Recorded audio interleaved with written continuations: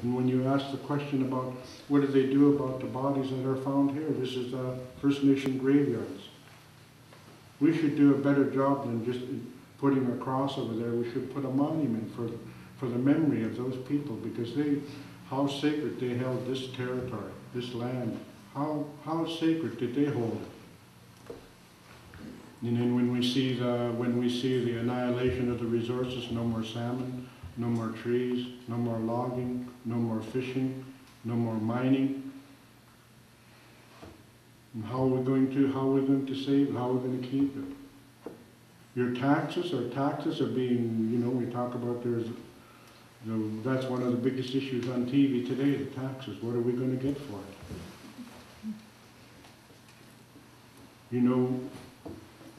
I guess the bottom line is that we're taking the futures away. That's the bottom line. One of the richest places, this earth, probably one of the richest places.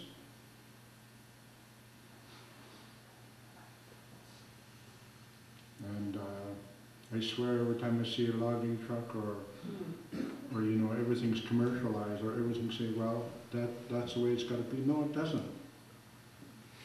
We're stealing, or we're living off the future right now. What are they going to have? We're saying we're supposed to be responsible for them. We're not. They say you're supposed to preserve. Everybody's had a beautiful spot where they've seen a sacred place where they've felt really at peace with themselves, or finally they could probably have that communication, wherever it was, waterfall. And this is probably the best, one of the most beautiful places in the whole world, right here in here. You get up in the morning and, you could imagine, I remember when they first started Tribal Journeys, and all those canoes came in here, down the bay here. And we went down to sing for a welcome song at the beach, and I was standing by, well, the only two that showed up was me and Auntie Ellen. And we were standing there, and the canoes were coming in there, It was a beautiful sight. Some of them were already landed. They were there, and must have been about 10 canoes coming, and there was a big lineup of canoes coming in. And Auntie Ellen was sitting there, and she said, God, imagine what this village would have did, or how they would have felt when all these people, or all these communities finally came to be together. I wonder how our ancestors would have felt, how proud of this day they would have felt. What a beautiful saying, because she was, I didn't think like that. I was just afraid of remembering the song that we were singing. But I believe we're going too far. I don't know how we can be concerned, because we're at war. Our country's at war, and Afghanistan, and you see the movies on parents' children, being killed, And you see those them war movies, and you see them young fellas dying, and real terrible deaths away from their home and everything, and you think of my boys, being there. You sort of be thankful but you think about the parents and the grandparents. How do you stop that hurt, that pain, when their children or their daughters or their families aren't coming home anymore? And what have we become? We have to stop everything and start going back to basics in regards to.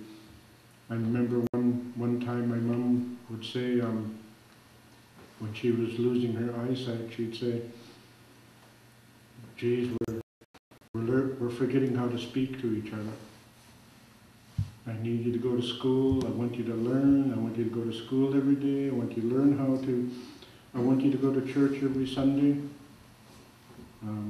That's my wish, and that's that you go to school, because everything's changing so fast. I am not one of my best stories, but I was chief here for a few years, and I'm probably the luckiest person because I had all those elders to talk to and refer to, and they were probably the best guidance in my whole life. And I remember, like, to say a special thanks to my Uncle Chester Thomas and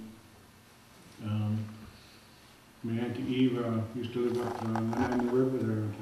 She used to be a commercial fisherman and work in boom yards. And I was in the office and somebody came in and had a burr under their saddle, and they were saying, "Oh, we want you to go up to up the river, number 2, number 3 reserve, and this guy is Chester's grandson, or Chester's grandson-in-law is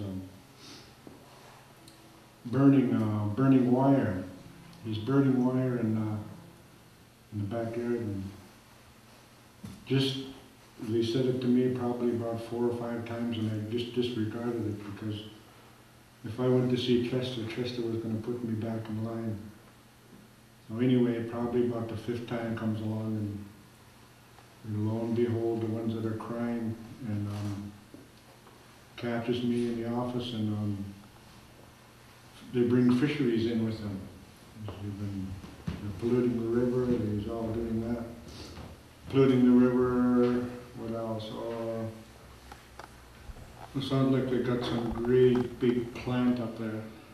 So I said, oh, okay, I'll go with you. They get to RCMP, get fisheries officers there, probably two or three of them, and I go out there, and sure enough, we catch Chester and his grandson out in the back. Little ditch there. Little ditch, probably they must be about 400 yards, 500 yards from the river. He's got a little fire like this on the little what do you call those, tire rims? Steel tire rims, got a fire on there, and he's only got about a little stack of wire.